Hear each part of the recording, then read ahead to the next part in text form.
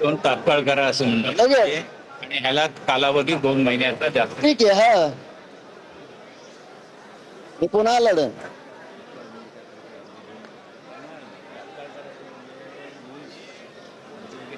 लगेच ऍड करावं.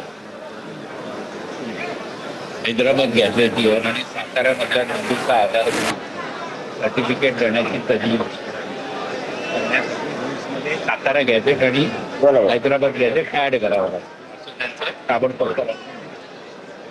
6 महिन्याचा कालावधी आपण मागतोय तो देण्यासाठी तयार नाही. वरच्या सर्टिफिकेट 2 महिन्याचा कालावधी द्यायला तयार आहे.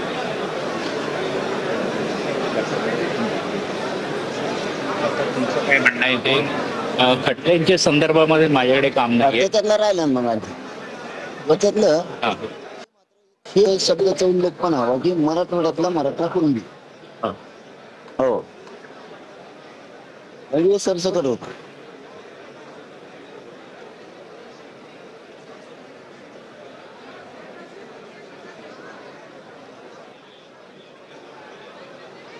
आता तुम्ही सांगितल्याप्रमाणे ह्याचे सरसकट होत.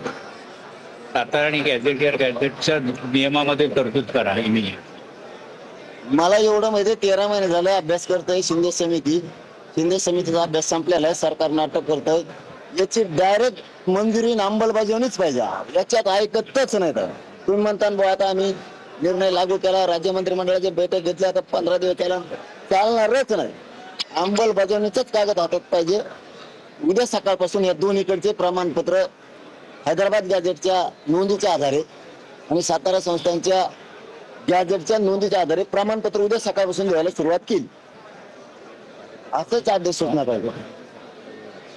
ते ऐकलं नाही म्हणतात.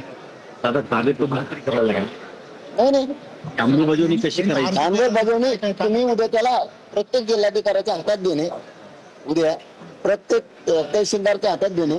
गॅझेटियर इथं नोंदी आहेत, या नोंदीप्रमाणे लगेच प्रमाणपत्र उद्या सकाळपासून द्यायला चालू करा. नोंदी समजा 100 नोंदी आहे आणि 100 कोण व्यक्ती आहेत ते माहिती. एवढेच आहेत त्या गावात जे आत्ताचे मराठी आहेत.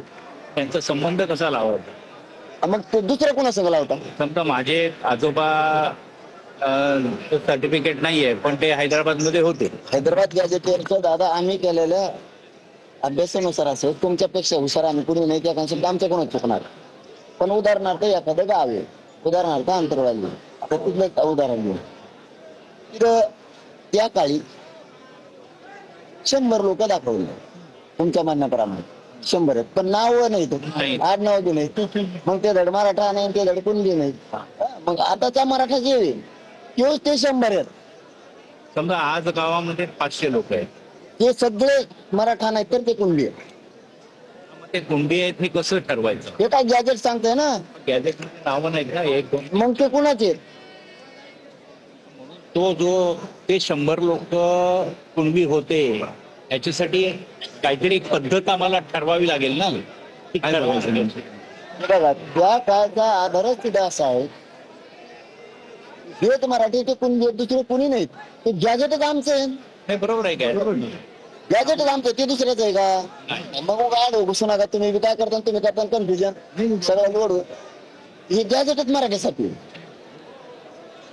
कन्फ्युजन होईल. पुन्हा ते कोण ठरायचं काय करायचं म्हणलं मग ते झालं आडमोठपणा. ते गॅझेटच आमचं आहे. मग ते गॅझेट मध्ये असणारा मराठा हे कुणबी, दुसरा कोणी कुणबी सांगा मग चला. बाकी त्याला